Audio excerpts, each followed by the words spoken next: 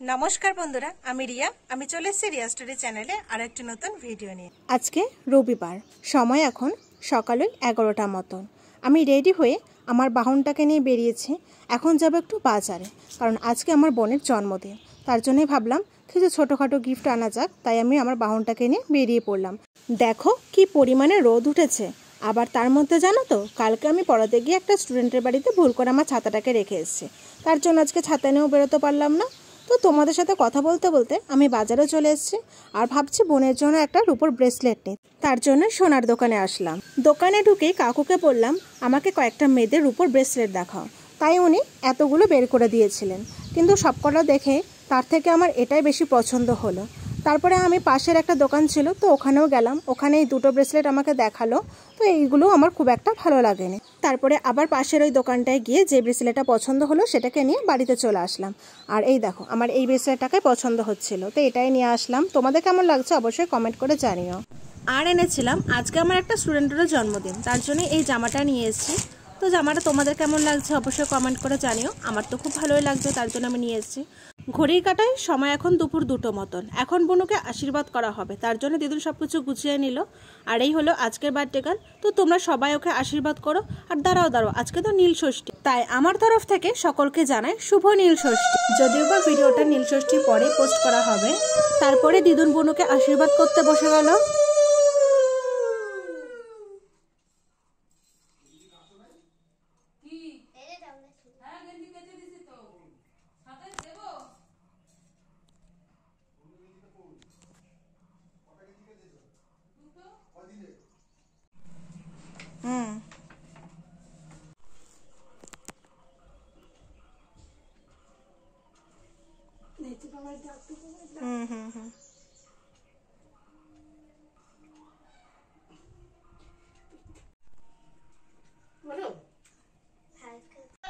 তাপ নিলে 3বার দে।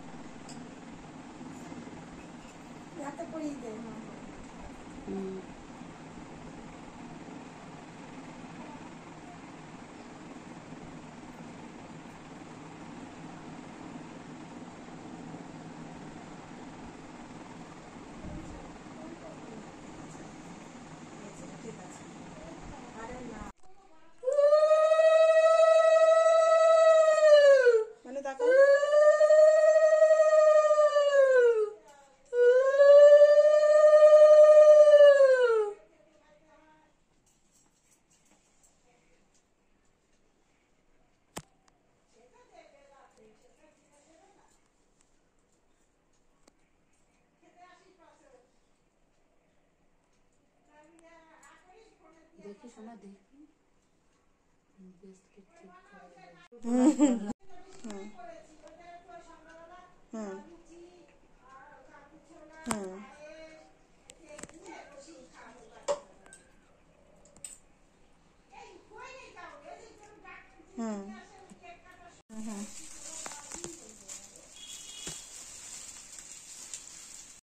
একে একে দিদুন, মামা, মামি, আমি 3জনে মিলে বোনকে আশীর্বাদ করে নিলাম। আর বোনকে যখন আশীর্বাদ করা হচ্ছিল তখন আমি স্নান করে উঠতে পারিনি, তার জন্য আমি আর ধান দুব্য দিয়ে আশীর্বাদটা করতে পারিনি। এমনি পায়েস খাইয়ে আর মনে মনে আশীর্বাদ করে গিফটটা দিয়েছি। আর দিদুন যে গিফটটা দিয়েছে ও সেটাকে ওপেন করে তোমাদেরকে দেখাচ্ছে।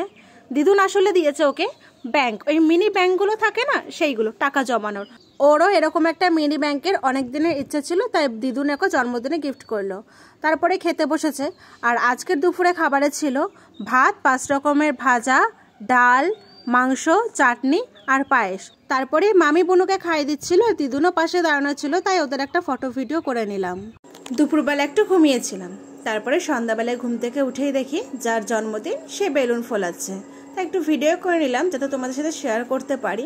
আর তারপরে ঠাকুর ঘরে যেতেই দেখলাম মামি এবার নীলষষ্ঠীর পুজোটা মানে শিবের মাথায় যে জল ঢালার ব্যাপারটা সেটা এবার বাড়িতেই করবে। কিছু কারণের জন্য এবার আর মন্দিরে যাবে না, তাই সেটাও একটু ভিডিও করে নিলাম যাতে তোমাদের সাথে শেয়ার করতে পারি।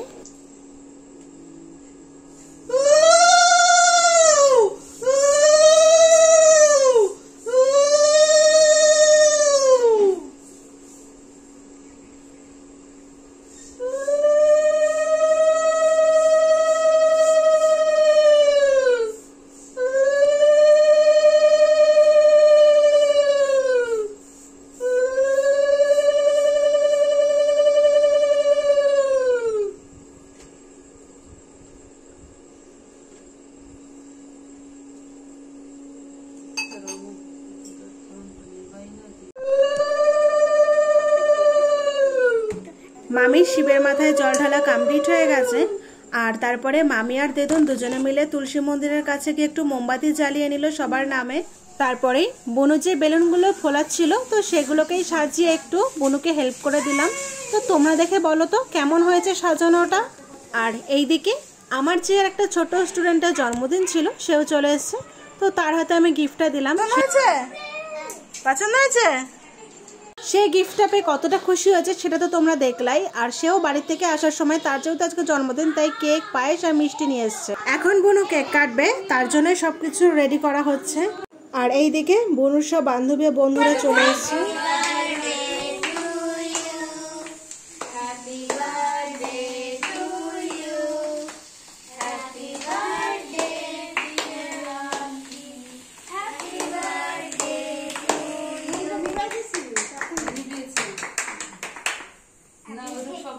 সবাইকে খাওয়াও, একটু নিয়ে দাঁড়াও, এটা তুলে দেবো।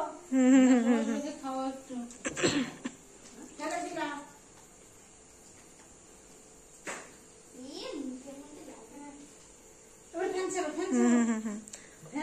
দাও ঘন্টুকে একটু দাও। দিয়েছে তো